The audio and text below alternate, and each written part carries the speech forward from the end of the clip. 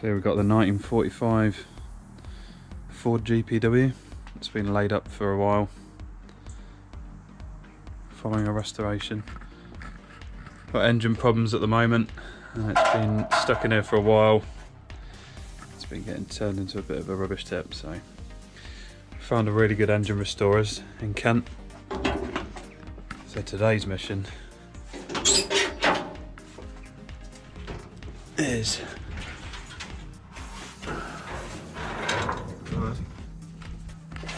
to take that out. Just draining the coolant out. Little drain tap in there, don't know if you can see it. Gonna try and save the antifreeze if possible. There's nothing wrong with it, it's not been in there that long.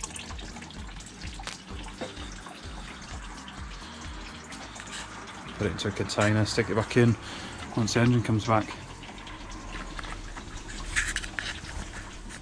So a bit of an update, coolant's still draining, plenty more left in that, more than I thought. And I've just removed the air filter while I'm waiting, to give myself plenty of access. Gonna leave all of this arrangement on top, because the rebuilder wants all the ancillaries left on, bar the start motor and the dynamo. Next step, I'm gonna pop the radiator out. So next thing, I'm gonna take off that bottom hose there, drain the coolant out of the engine. I'm just gonna, there's probably gonna be a bit more coolant at the bottom of the radiator. Hopefully not too much.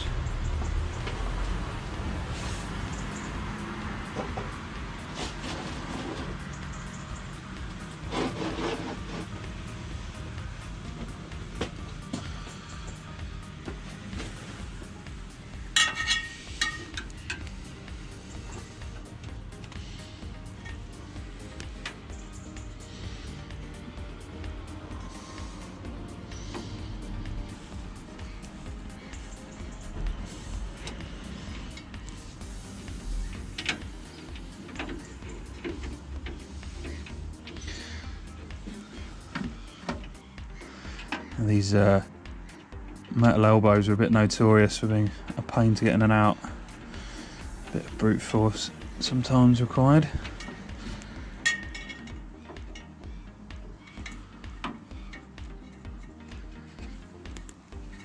So being a 1945, this one's got quite a few differences between the earlier models.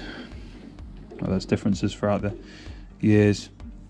But this one, for example, has not got a fuel filter mounted in the bulkhead. It's got a rear exhaust. Oh, it's gone very tight.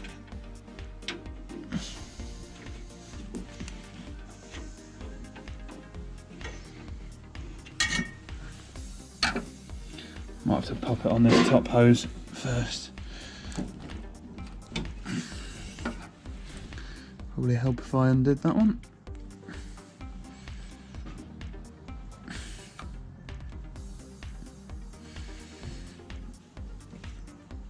There we go.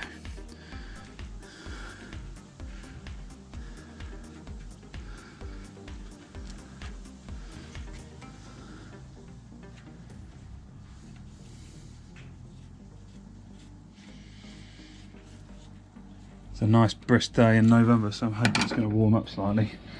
Although I doubt it. Come on!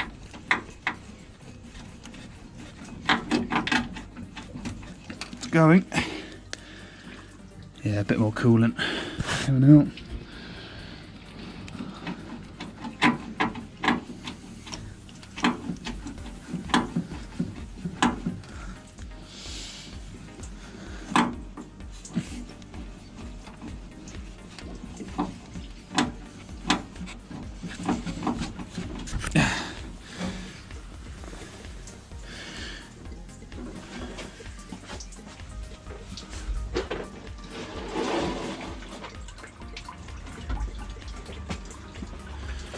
So we'll let that drain out a little bit more, and then we'll whip this elbow off.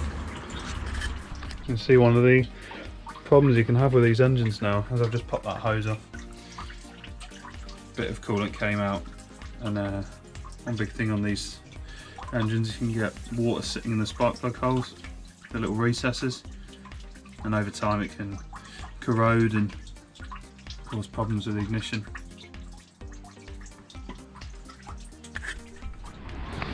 So that's the radiator now out, and we're just stripping a few of the other ancillaries. Not too much to go now, nearly ready. Most of the coolant landed in there. And you've just noticed the fan belt split, if you can see that. So it's a good job we checked.